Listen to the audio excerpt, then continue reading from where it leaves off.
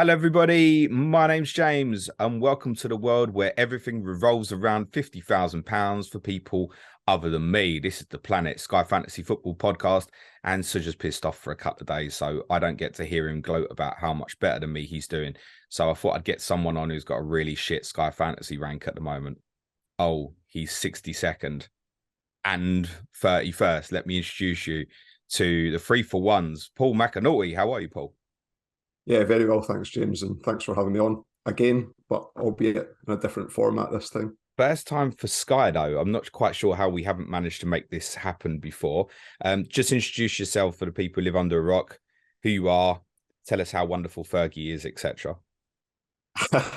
Yeah, Paul McAnulty, from Edinburgh originally, played Sky for, this is my 11th season now, and I'm on the Fantasy Football Hub's 3-for-1 podcast on a Monday with Fergie, who hosts it, and also host a small podcast called the Nip and a Half, which is a combined fantasy format scoring game that Fergie and I play, more as a kind of pub banter type account, 50-minute small podcast every week, just more bamming each other up rather than going into any depth or analysis. Football team? Hibs for my sins, but I do follow Scotland quite a bit as well, so double pain. Yes, Paul's previous visit on the podcast with us was to talk about Scotland heading into the Euros. Tell us how you're feeling at the moment, mate, because you got two teams, both with a chance of winning.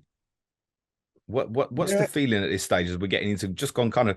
It feels like it's later in the season than it really is. We've kind of just gone past halfway, really. Yeah. I'm quite like I'm very calm. I'm not too concerned deliberating over decisions. I'm very much what will be. I'm still continuing to play the game that I always play anyway. I think I have finished fourth before, so there was a little bit more pressure in the running that season. I told you off camera that didn't count, mate. It was only about 20 people playing, weren't there? Possibly. That was back. That was in my first season, so it went downhill from there. You could say that was in what 12, 13. Do you know how many people were playing back then? Still, I think there was like 300,000 or 400,000 people. They had the fantasy football. They had the fantasy football show that. Of course, yeah, with Merson and Fenners did on the Friday night. So I guess it was popular enough to run that show. But yeah, it was a good season. That was the Michu season for anyone that needs any reference point. I think he was a standout. I was at the Emirates that season, hospitality, in the Arsenal end, and had Michu as captain, and he scored twice against Arsenal, and I was up celebrating in the Gunners end. So I remember watching that in a pub actually, because Tottenham had been playing at 3:00 and their game finished a bit later. And I remember they put it on, and I think the two goals were really, really late, if I remember. That's right, yeah. Correctly, yeah. Okay. I think the only thing to say is, I mean, that's an amazing achievement to finish fourth. Would you say it's fair to say that this is a lot more competitive now, though? Absolutely. There's now probably 100 names that I recognise from finishing quite regularly at the top. And there was an influx of good FPL players that came across, and whilst it's a different game, there's different techniques and different planning. You could a lot of those players are now start infiltrating the top 100 at the end of the season as well. So absolutely, it's much more competitive. You do need. Well, I needed luck to finish fourth, and I've had a large element of luck this season, as well as most of my moves paying off, and with some planning as well. Is it fair to call you a template player? Yeah, absolutely. Based on one thing that I'll always say is that I will captain in 99 times out of 100, I will captain the player that I think will be captain the most. I'm notoriously bad for picking captains, so taking that decision out of my hands is something I actually enjoy, and then working on the peripheral, picking the players that I think will pick up tiers that I might not be passing, and getting average 5-6 points out of a player that isn't captain is how I think that I've done well, particularly this season. So would you look at something like Monday, where despite form and concerns, Mo Salah is highly likely to be the most captain by a distance? Is that for you? I've got to go and get it. Well, we're going to touch on the fixture announcements later on. But even without that extra Liverpool game coming in, I mean, I'm thinking of transitioning through Salah to get to somebody else, even with the extra games. So moving on to Salah, because he's I think he's around about 35% owned. I've not checked since the weekend. I think he's about 35% owned in the top 1,000, which I think is now a good gauge of engaged managers. There is some good managers that are sitting outside the top 1,000 and some that will have used a lot of transfers in the top 1,000 that will likely drop out. But I think that's the best. I'm neither. I think that's the best gauge. I think that's the best gauge we have, at least from the data that's available. And I imagine now with the announcement that the additional Liverpool games are going to go in, that's going to increase probably 60-70% of players in the top 1,000 will own Salah on Monday, particularly because it's a good exit point for those that hold Bruno already, or there's alternatives there as well. So I was planning on getting Salah anyway, and now this just compounds it, because I think people's going to be using loads of transfers this week, and therefore me using 2 or 3 transfers makes me feel more comfortable. So correct me if I'm wrong here. So your captains this week will be Rashford tonight, Kane Saturday, Haaland Sunday, Salah Monday, and Haaland Wednesday. Yep. And I've done this all season. So the reason why I'm sitting 31st isn't because I went Maverick at any point in time. I've done okay in the single game days with Chelsea. I picked Thiago Silva, who particularly in the second game against Fulham did well and picked up 10-pointer, so doubled to 20. So there was a few instances like that where there wasn't a standout captain. And Paulinho's done me great earlier on the season. I think there was one time where I was really wanting Mitrovic and didn't go for him. I think it was against Nottingham Forest, and Paulinho scored and Mitrovic blanked, and I had I bought Mitrovic that night. Yeah. Or I bought him the week before or something. Yeah, there wasn't an entry. Just the way it worked. There was games postponed, I think. So there were players who weren't playing because it was the Queen's funeral, wasn't it? So it became an entry point, I think. Yeah. So I got a bit. I went against what I usually do in that instance. I got away with it. But yeah, like you reeled off the captains there, and I know people listening to this pod might be up at the top at the end of the season, and I might be competing against them. I don't mind sharing that information, though. I'd be a hypocrite if I wasn't playing like that. People are going on record for saying that. And to be honest, it doesn't matter at the moment. I think nobody who's in the top 100 or competing to win first is going to think, "Oh shit, Paul's doing that. I'm gonna change my mind." But there might come a point where psychologically that changes for you. When do you think in your mind? When does it get to a stage where this idea of the template, which is great, and I know it's been so successful for you in the past as well, but probably ultimately in the long run won't get you first without you doing something different at some stage? Luke Williams always says this to me. When does that change for you? Yeah, I still think that I would be annoyed if I did this early and therefore probably a month into the end of the season. The fact that I've got 2 teams sitting pretty high means that I've got the luxury of doing that in one team earlier if I decide, possibly the one further away, and then maybe a month in, 4 or 5 game weeks in, I think I might start thinking about that now. I did think Kane was a much better choice than Haaland at the weekend there, just on style play, and I know that past results and teams at certain grounds and players against certain teams isn't a bookie's way of thinking and a statistical way of thinking, but it was starting playing in my mind that I thought Kane was a good shout at the weekend. But I knew that Haaland would be. He's 99% owned in the top 1,000. I knew that he'd be captained by 90% of those. So. Which also meant by going with Haaland, and that's what the majority did, that actually, presumably, Kane scoring actually was good for you in any case as well, albeit probably only slightly. Yeah, it's probably his ownership's 99% as well, I think. So is it that high now? Bloody hell. Him, Rashford, and Haaland are all. Oh wow! I didn't even realise Harry had got that high. Over 97% owned. So it probably was slightly bad for me, but not concerning at all. I'd obviously be more. I think of it from a risk averse type position. Would I be more annoyed if I went against it and it happened, knowing that that's the way that I usually play, rather than getting the benefit of doing it? And, I'd be more inclined to do that again And I think over time, that would be the wrong choice over a larger sample size. No, good. Well done, mate. And I take, are your two teams, are they quite different at the moment, or are they They're similar? exactly the same. I've used one Okay. more transfer in the team that's 31st.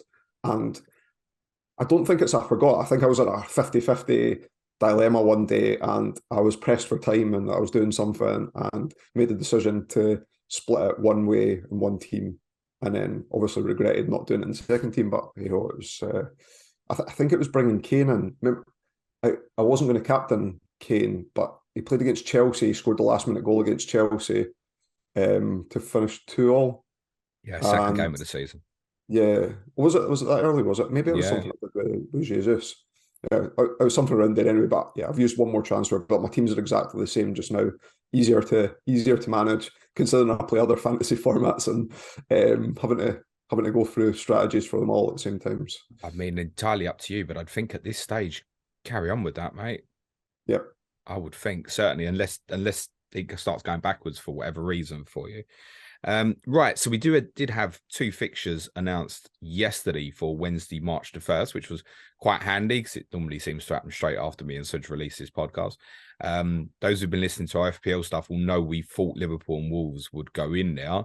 We knew Arsenal Everton could go in there, but didn't think it would happen, but it has. Those two games both gone on Wednesday first. So it's like a Super Sunday, actually, because there's two games. Although neither will be shown live on broadcast in the UK, which I think is partly why they've gone in there. And that's a massive night, not just with those two games now, but obviously the conclusion of the FA Cup fifth round, and presumably the quarterfinal draw will be that night as well.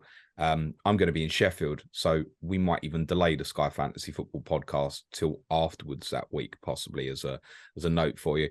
With those fixtures added, Paul, you mentioned obviously a little bit about Salah and that kind of tipping the scale even more to say, yeah, I'm probably going to get him on Monday. But does that change anything significantly in your plans? Was this announcement unexpected to you, or were you expecting it? I'm not as so I wouldn't say it's a weakness because I follow people that are good at predictions like yourself, like Ben Crellin, like Ian Parron. So I hadn't paid too much attention to it. I knew about the postponements in that game week, so I knew that Man United were blanking, and it was very unlikely that they would have a midweek game thereafter. So I had rough plans to come off my Man United assets. At least I've got Bruno, so at least coming off Bruno made sense. Whether I come off Rashford as well, still under debate. He might be the one player that, even though fixture volumes are in favour of other teams, that I might hold on to, and it's just from transfer preservation and knowing that I'd probably want him back at some point in time. So he might be the one player that I do hold through. Still under debate, and things will change, injuries and suspensions, such like.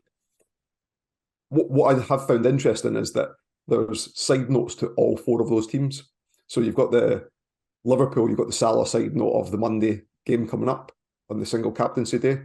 Everton's got that new manager bounce, Sean Dyche. Expect him to keep Everton tight, And the same entry point. Yeah, and you could go someone like Pickford potentially. Fergie's going to go for Pickford, isn't he? I haven't listened to you last night. He'll go on Salah definitely. He'll definitely Salah. He's doing well as well. I think he's just outside the top 100, and I think he might follow what my thinking of I'd be more annoyed if I didn't go Salah, knowing that the majority of people are now going to go on, even though I don't think that was necessarily true until the extra fixture got announced. But there's definitely a valid point, especially when Pope's 50% owned in the top 1,000, so people are going to come off Pope, and that's a good entry point, and then pick up Pickford, and Everton do have good fixtures and the extra fixture there. Wolves getting added in there, so how's that relevant? Well, the game week before, they play Fulham on the Friday night, and people's come off Polina, and Mitrovic's ownership's now only sitting at 15%, so you could get an extra Wolves player in, covers off that captaincy, and then you get the extra game out of the Wolves player. Wolves are playing pretty well just now. I have concerns about rotation in their team, though. I don't know necessarily. Like Dawson came in, played really well, scored at the weekend. Is it his place to lose now? Not sure. And the other team are Arsenal. So I've been listening to your pod, and I think Zinchenko is someone that I hadn't consider. I'm not saying I would never have come to that conclusion anyway. I had been thinking about Gabriel and working my team around that. I brought in Zinchenko at the weekend, having listened to you guys last week. And so I'm sitting on 4 Arsenal players already. With the extra game, I think that. Yes, but I thought I was ahead of the curve with 3. Thanks, mate.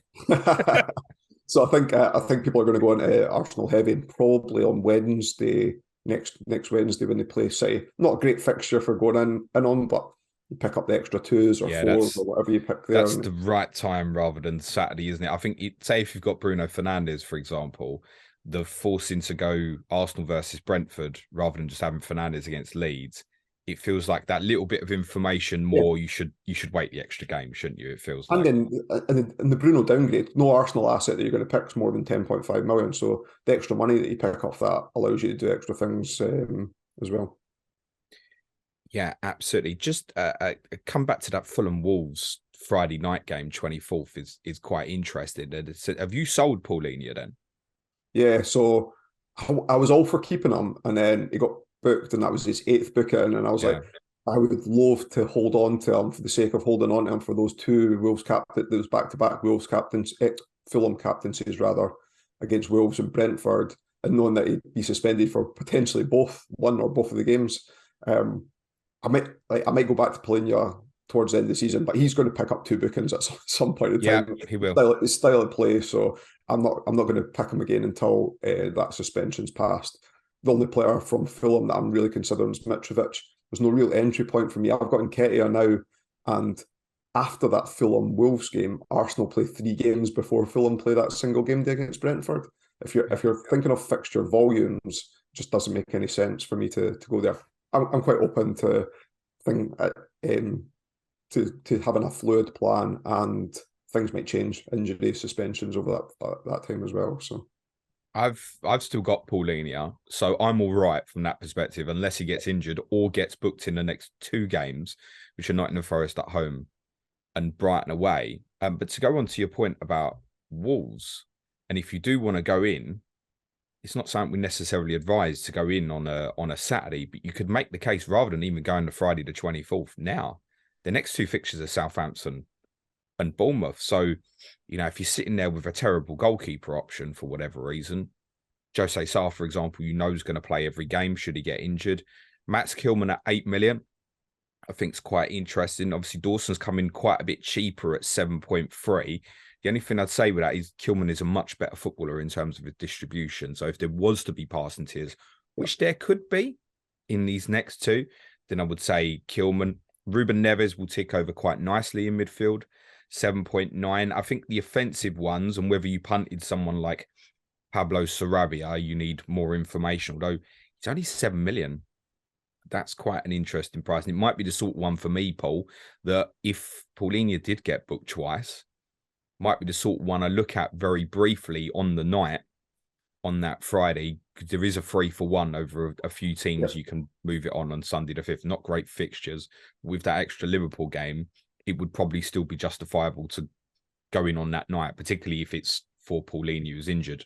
And that might be the sort of price bracket I fall into. So suddenly Wolves on radar a little bit, and they have performed obviously a lot better under Lopetegui. Just thinking about Fergie, he's got Ramsdale in goal, isn't he? Just thinking back. Yeah. So he's not going to Pickford anyway, is he, on Monday night?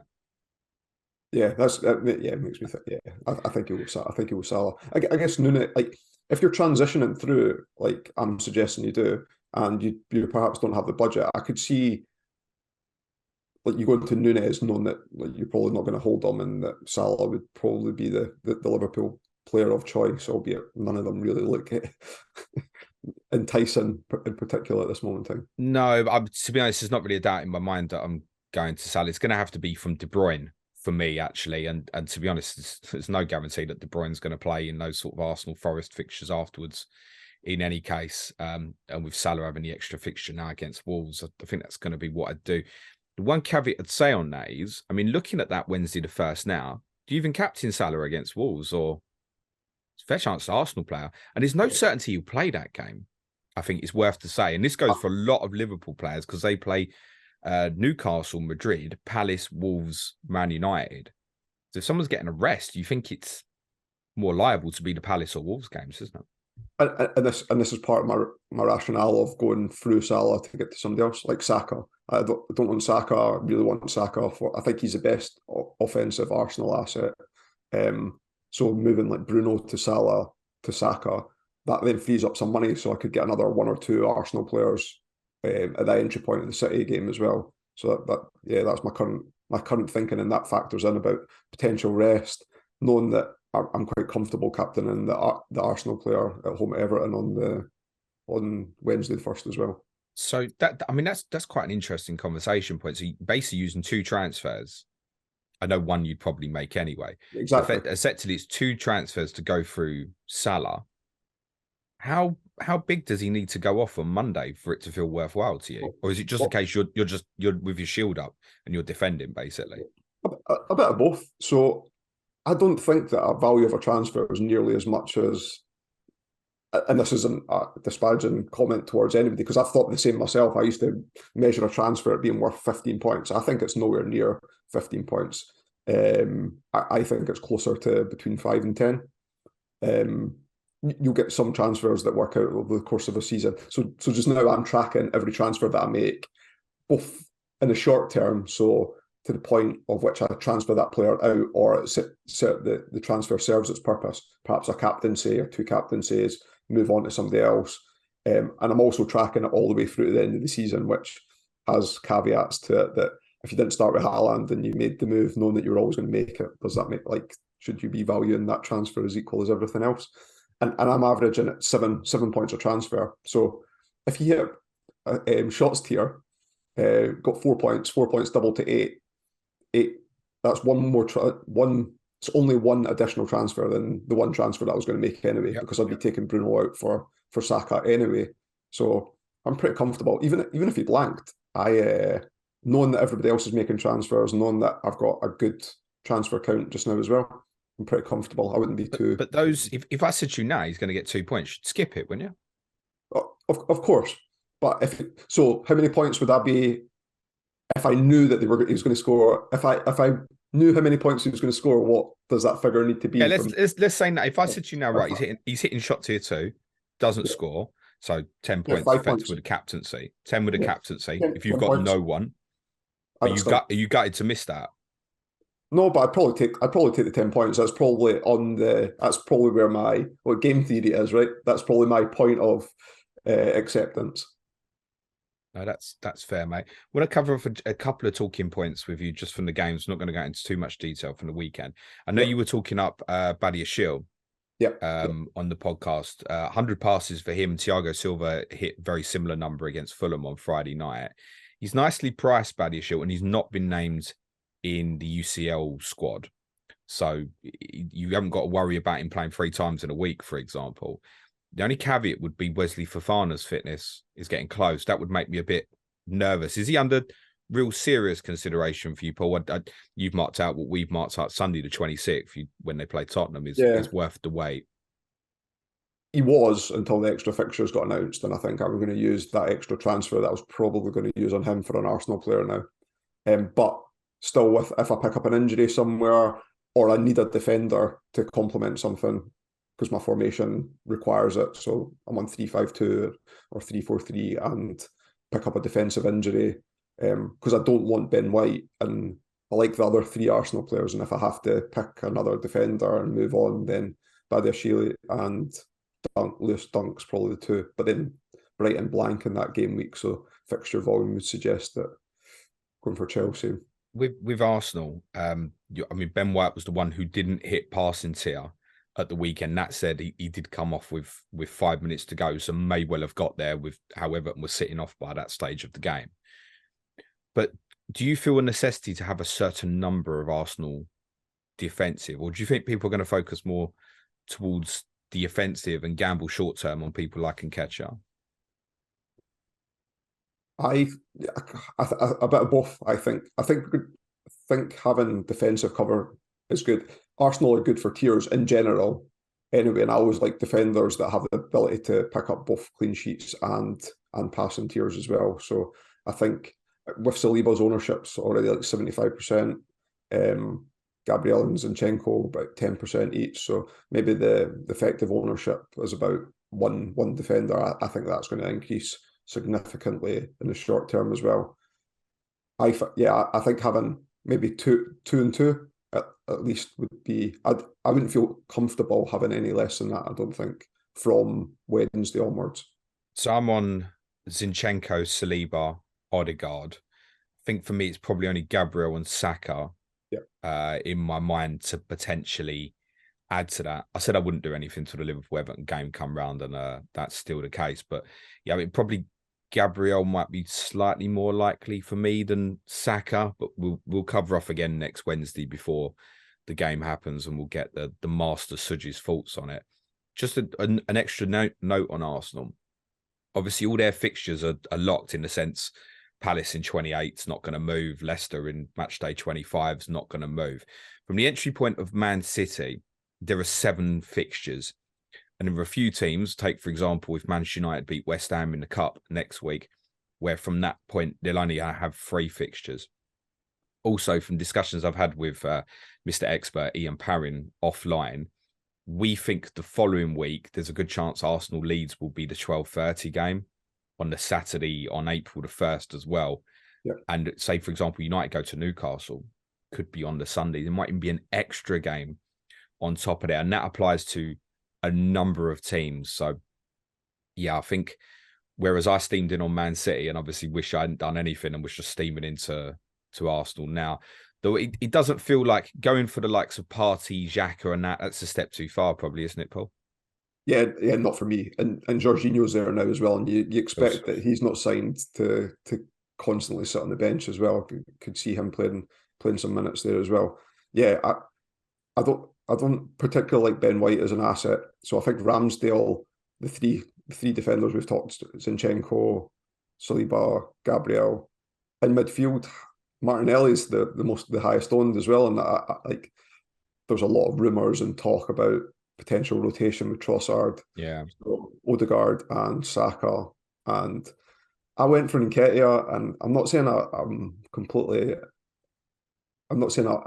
annoyed with myself for doing it, but knowing the information I know now and Gabriel Jesus coming back and the problems of getting to Mitrovic and taking Nketiah back out, I probably wouldn't have done it.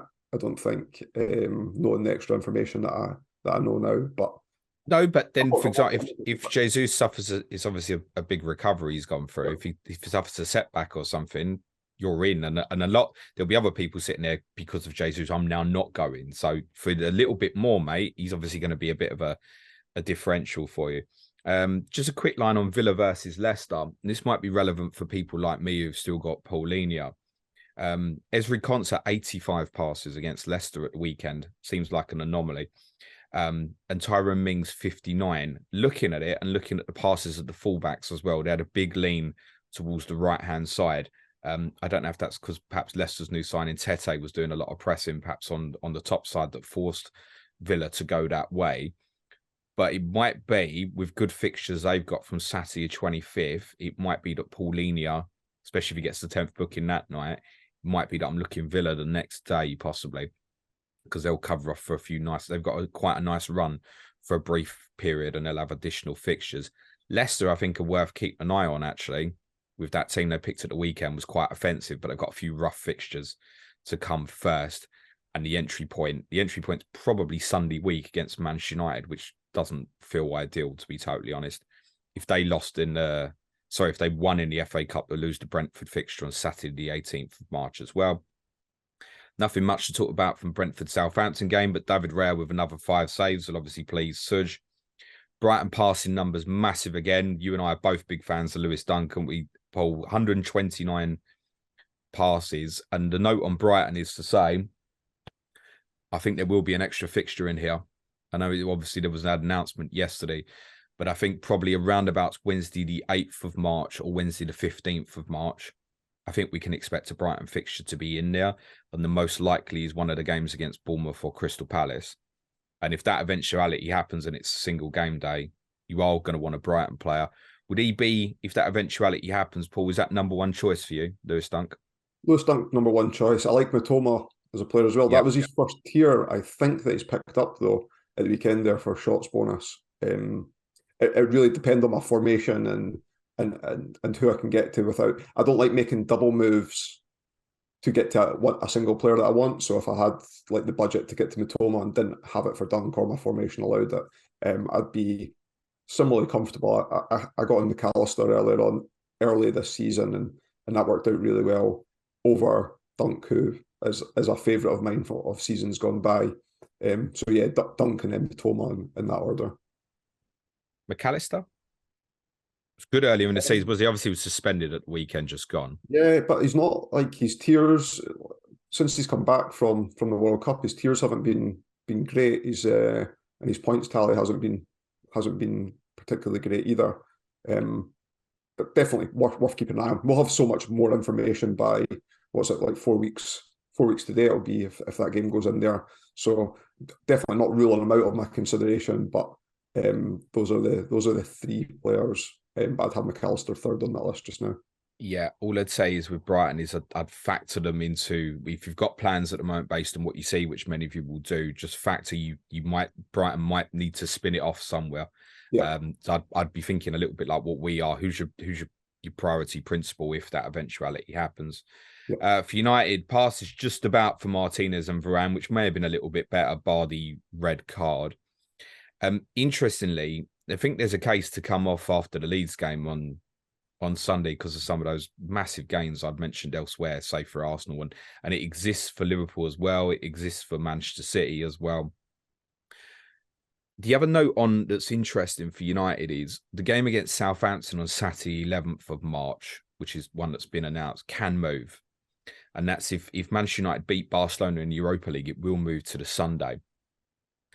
And that means even more of a potential gain for a few teams, possibly. And it also means there would be a great entry point to go back. That said, they're highly likely to lose the Brighton fixture on Sunday the 19th. So he's one, Rashford, where you could be looking at it if you move to an Arsenal player next Wednesday night, where he's got Leicester at home, Liverpool away, Southampton at home, and you miss that, and Arsenal have got, say, 8 fixtures before they go to Newcastle, which maybe is another game you wouldn't necessarily be desperate to have him for. Just briefly, on those 3 Rashford fixtures, Paul, that you'd maybe miss, you've got Leicester at home 19th. Kane's got West Ham at home. Yeah, exactly. Yeah, and that was part of my thinking as well about losing Rashford, that I had said earlier on, and I'm still in two minds of it. I just didn't realize, I didn't think about, and this is why I love listening to you and Ian and Ben, and more for Sky than it is for FPL, because from an FPL perspective, it doesn't matter if the game moves from Saturday 11th of March to Sunday the 12th of March. Yeah. But a prime example, I hadn't considered that, and that makes it even more likely, even though there is a caveat that they have to beat Barcelona. I totally appreciate that. But even taking that extra bit of information now has my 50-50 of holding Rashford more moving towards 60. I'm going to get 2 points if you win it now, aren't I? But if that was this weekend, just hypothetically, who would you captain? Good question. So I'd get Dan Cox. He's got more followers than me. Do the poll vote. So Dan does a poll vote, and then whoever comes out top. I genuinely have used that quite a few times before and just went with it and said, like, well, if it comes another one, so be it. I've not got a particular preference of going either way, and I know that I'm bad at picking them. If he wasn't doing that, I sometimes look at bookmakers' odds. Who's more likely to score, and use the odds that way as well. If you did that, it'd be Kane, I imagine. But West Ham can be pretty stingy, whereas Leicester their games can end up being quite wild sometimes. So yeah, I think I would captain. I think I would Kane. I think I'd captain Kane. Yeah. I think so. Now, the other one that you'd miss, Sunday the 5th, is a little more interesting because obviously they go to Anfield. And the other game that day is Nottingham Forest against Everton. Now, unless you're going in Everton arguably on Monday for this extra fixture maybe, which might be another one, Fergie Blue and go, I'd captain Pickford that day maybe. If you come off Rashford and come off United, you're going to need some Liverpool arguably. And it's probably another Salah captaincy, isn't it, by the time we get there, based on perhaps default for those of us who come off Rashford. Yeah. So loosely, planned. What I was thinking of doing was Rodri from Man City to back to Rashford at that point. Okay.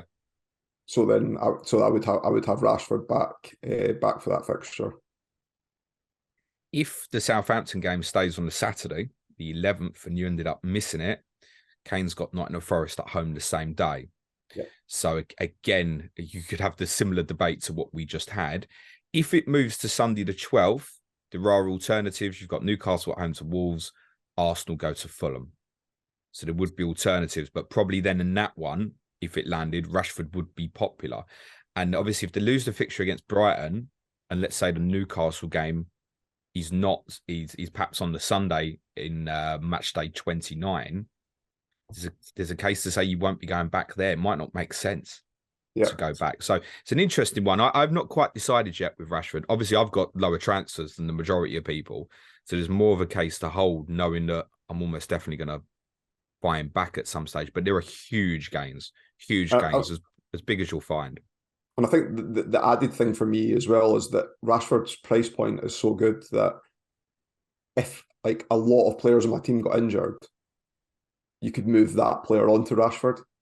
It's not like a Salah who it requires Kane or Haaland to get injured to move back to Salah. Rashford, any of the Arsenal players almost covers it. If there was an injury in there, I would just bear that in mind. That's my watch list of players that I know that I'm getting back. If I have to get them back earlier because of a reason like that, then that makes sense as well. Yeah, that's a great point. Absolutely is. And of course, obviously for you, the one you said, and it might even be the one for me, if the Southampton fixture did move, and I'm still sitting there with Salah for the week before, same thing, Rodri to Rashford on perhaps Sunday the 12th, if United did beat Barcelona. Yeah. What do you do Monday, Paul, in relation to Liverpool, if Salah's not playing? That's a great skip. And how I would think of it is that 35% of the top 1,000 already own them, and that they're at a massive disadvantage. If people want to use transfers, great. I think that makes it a skip for me. Again, I'd mentioned even Pickford. With the additional we're saying about you might even need the coverage for Sunday the 5th.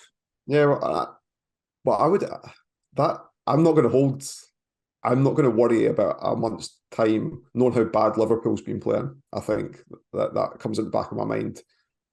I could still transition through and knowing that if I picked Nunez, he got an assist or got tier 2 shots, that for me that would be comfortably worth it. So perhaps actually I can't do Nunez anyway because I've got 3 up front, so it would have to be another player, and I'd be much less. It's not that I would be confident on Nunez doing anything because I've seen his erratic shooting this season, but he does have the high upside. There'll be other people like you who've got 3 up front. Would you consider Kane to Nunez? Really short and then go back. I know you had this conversation with Fergie on your pod, and I'm in agreement with you. Yeah, even with excess transfers, if I had maybe over like 30 or more transfers, I'd maybe consider it, and I was being really loose, but I wouldn't. I'd rather transition through Pickford at this moment in time, like even using 2 transfers, knowing that I was like, I've got Pope, so and I plan to move Pope to Ramsdale, and even Pope to Pickford to Ramsdale appeals more, I think, than losing Kane. I still don't even think that I would do it in that instance. I won't skip it. I mean, if I got to the team Monday and Salah's not in it, I'll buy Nunez. I'll go De Bruyne to Nunez, I think, and go for it.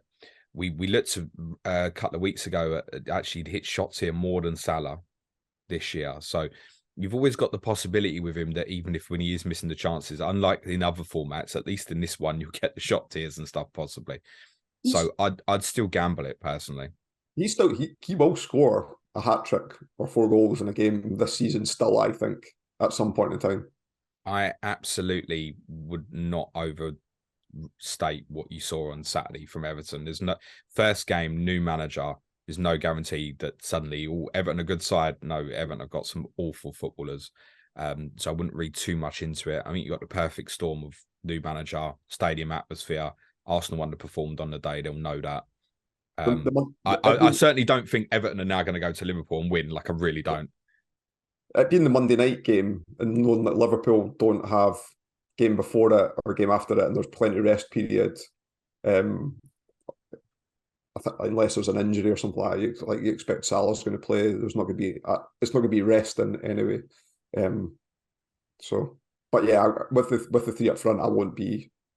I certainly I won't be picking Nunes to remove someone that I'd want back. So it could be a skip for you. It could be, yeah. Okay. Nothing much to speak of from the Newcastle West Ham game. There were a few passing tears for the centre backs at Leeds. Mark Southerns spoke to us on Clash of Correspondents yesterday. He said Nottingham Forest are becoming very result focused. That might be something to bear in mind for some of their upcoming opponents. At Fulham, City, later on Tottenham, Newcastle might all be good for passing tiers against Nottingham Forest, actually. Shot tier for Kane against City. Only one in passing tier 2 was Rodri. 97. Akanji and Walker, despite them having a huge amount of the ball as we'd expect, just about into tier 1. Aki and Lewis short. We should really, I mean, we haven't even spoken about them yet, but we should have been getting to this point and going, we're buying 6 Man City players, shouldn't we? Or not 6, a maximum 5, I guess. And yet, it's not even on the agenda, is it? No. I was set on getting Ederson this week. Hope versus Ederson on the overhaul was probably my most difficult decision this season. And I think there's a large element of luck, more so than particular skill in picking between the two of them. When you're looking at Man City's fixture volume over that period of time against Newcastle did ride their luck. They were the best defensive team coming out of the World Cup, but they did ride their luck a little bit. I was going to move Pope to Ederson with the extra Arsenal games.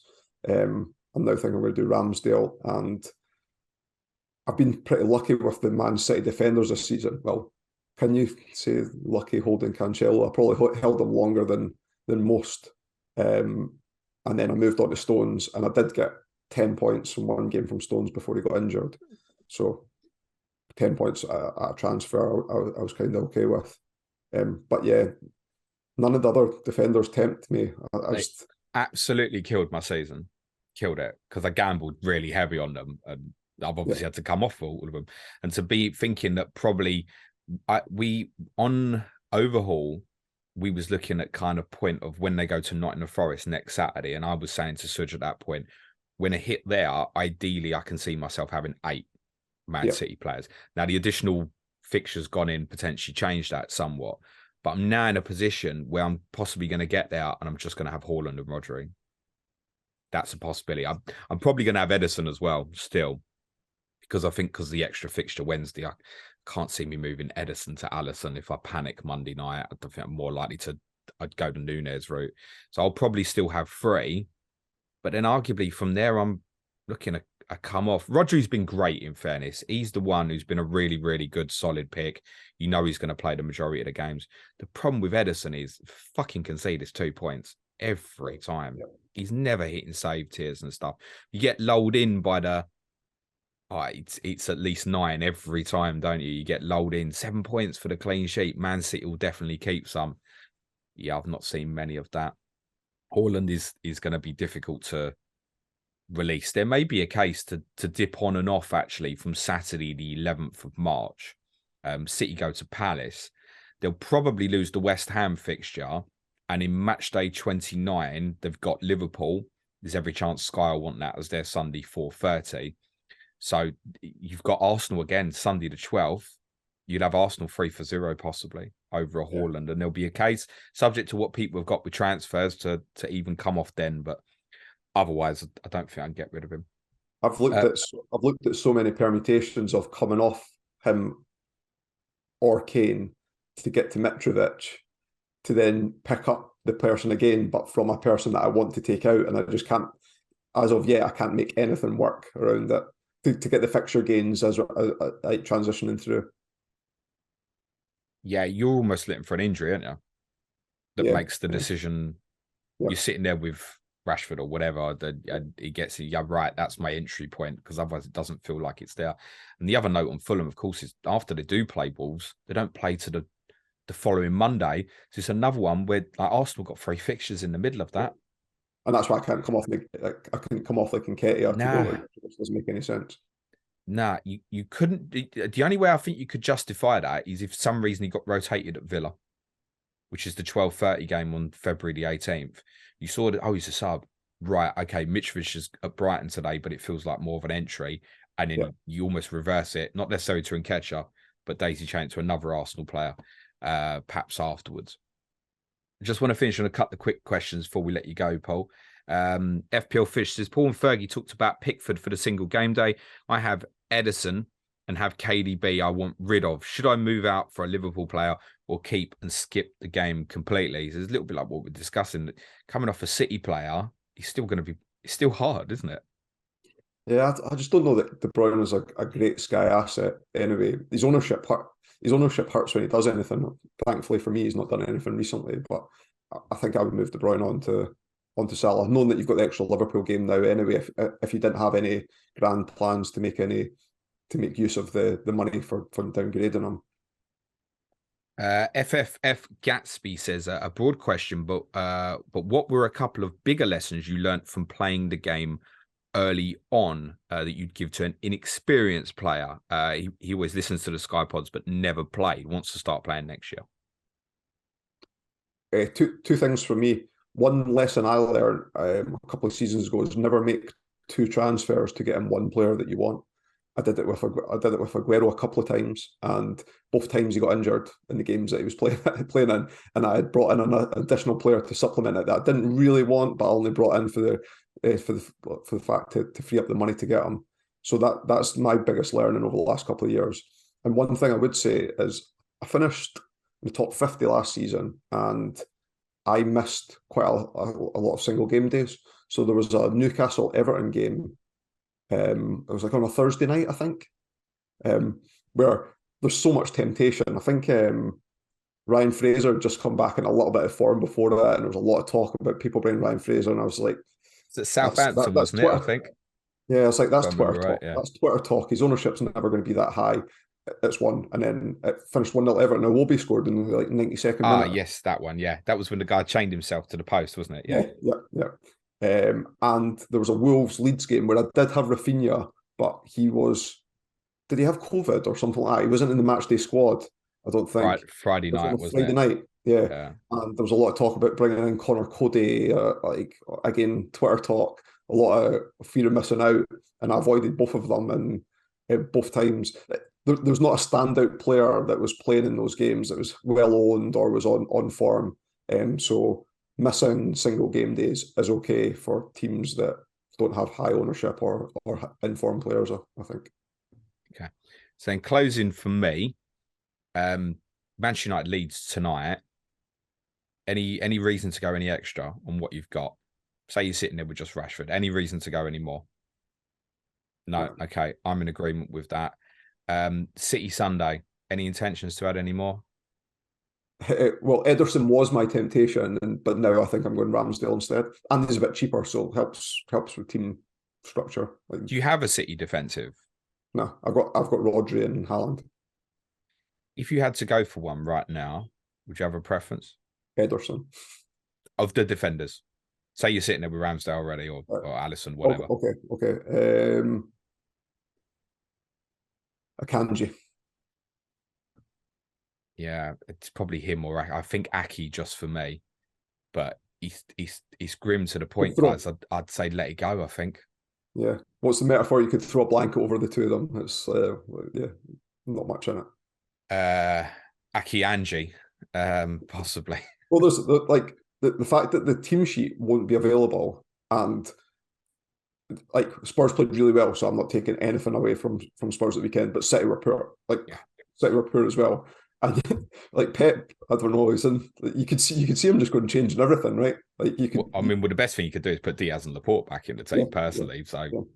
But yeah, you can't see that happening. I think on Aki as well. I think there's a strong possibility he won't play against Villa because I'm almost certain it will play against Arsenal to deal with Saka. A Liverpool Monday night, we're going 10 play. My intention is to go Salah. I might even go Nunes as well because I'm in a shit position, so I might even go for a couple. I don't think go for defensive, and I can't. I think Alisson is reasonable. That's the defensive one. It falls for a lot of them. It's the keepers from what we're interested in. You met a case of Arsenal. Some of the centre backs was Zinchenko might be better at the moment. I know you're not asking my advice, but I am. Since I'm on the pod, I'd give it anyway. If I was in your position, I'd go Nunez and not go Salah. Yeah, and I might do, because I do know that Salah is going to get rested somewhere, but I also know that's the case for Nunez as well. The issue is, despite the extra Wolves fixture, I don't know if I can overlook captain Arsenal player against Everton on Wednesday the 1st, unless Everton show me something between now and then that says they've improved massively. And that's why I'm transitioning through Salah rather than holding him longer term. Get the extra money, you can get another Arsenal. I can get another Arsenal player and an upgrade on the Wednesday. But the right thing to do is follow the template. But Paul, there's nothing I can do that's going to win me this game now. It's different from me. Yeah, nothing I can do at all. And I don't know if I really want to look at Nunez because he is a frustrating bastard. But I am no. To be honest, you are right. I am going to give that some thought, and I will consider going for both actually, because there are big gains to be had there. People like Suj, who've got like treble Newcastle defence, and obviously Suj has a mountain worth of transfers left. He's going to sell them all. And that's the right thing to do. I think the only Newcastle player to be a case to get is Trippier, isn't it? There's a case to say just leave him be, I think. I think so. When I was thinking of, do I really want to be using all these transfers, knowing that, because there's a Newcastle captaincy requirement against Forest. Yeah. It's way off, so I'm not too concerned about it at the time. So I'm not. But I was weighing up, if I'm not going to use all of these transfers, do I keep Rashford throughout or do I keep Trippier throughout? Both are at a similar price, and how does the structure of my team work in there? So I had given that a bit of thought as well. If you go Trippier to a Liverpool defender on Monday night, you've got 6 Liverpool fixtures before Newcastle play Wolves Sunday the 12th, and then directly play Nottingham Forest in that single game day straight after. There's an obvious go back to Newcastle. 6 games in the middle there, and obviously if you've got 4 in at the back, for example, it doesn't obviously have to be a defensive player. I think the one that would work best actually to come off Newcastle for many will be Liverpool, but I don't think that's the right. I mean, from a fixture perspective, but from a points perspective, probably not. It's still Arsenal, but obviously if you go Arsenal, they play the same day against Fulham, and you're not coming back off Arsenal, so you need to work out a different who'd come off the day before. But yeah, there's a strong case to sell. I think I've got to know with what I've got left, I'm 100% getting him back, or at least getting a different Newcastle player back. Yeah. What you miss is Liverpool and Man City, though. Those are the 2 games you miss as well. So you've got to think, I mean, if you did go for an Arsenal defender over that period, it's legitimately, surely going to massively outscore Trippier over that period. Well, I've been, as I mentioned earlier on, I've been lucky that I held Pope. That got Pope over Ederson at Overhaul. But Newcastle don't pick up any tiers. Trips does occasionally with tackles, and ironically, that Forest game, we might hit passing, actually. Yeah, maybe. But for me, I will get Trippier back, but I'm not. I think what I'm saying is I'll get Trippier back, but I'm not looking at adding double Newcastle defence longer term or anything after that. All I'd add to close is, as much as Man City's killed me over the last month, not as badly as just letting Newcastle go. And the big reason I kept letting Newcastle go is exactly what you said. Oh, there's no tiers. There's no tiers. There's got to be a regression from that perspective. I don't want to buy players who don't get tiers. It's been burning me for so long. Ederson's always had an extra fixture over them as well. Yeah. So, yeah. Yeah, there's never been a reason for, well, there's been reasons for me to change it, but no logical reason, let's say. Paul, thank you so much for that, mate. Where can everyone follow you on the bird at, mate? On Twitter at Paul McAnulty 1 MCANULTY. Fantastic, mate. Thanks so much. And plug the Hub Pod, please, mate. I don't even know what the Twitter handle is. FFH_Sky. There you go. Yeah, that's Fergie's role, not mine. So yeah, cheers for that. And if you're on Spotify, we do Nip and a Half podcast as well. So it's a weekly pod, very informal, 15 minutes. Nice commute. Nice. Your Sky Pod, you normally stream that live on YouTube, don't you? That's right, yeah. What is that, a regular time slot now for you guys? It's between 5 and 5:30 on a Monday night. So no. Depends how well Fergie sets up. It's probably more Matt. It's probably he's more. He can make times, whereas sometimes I've got meetings at work or something. And he also has to check that he's recorded Michael Richards' audio, doesn't it? Hi, Fergie. We love you loads. Sorry, mate. Had to get that in.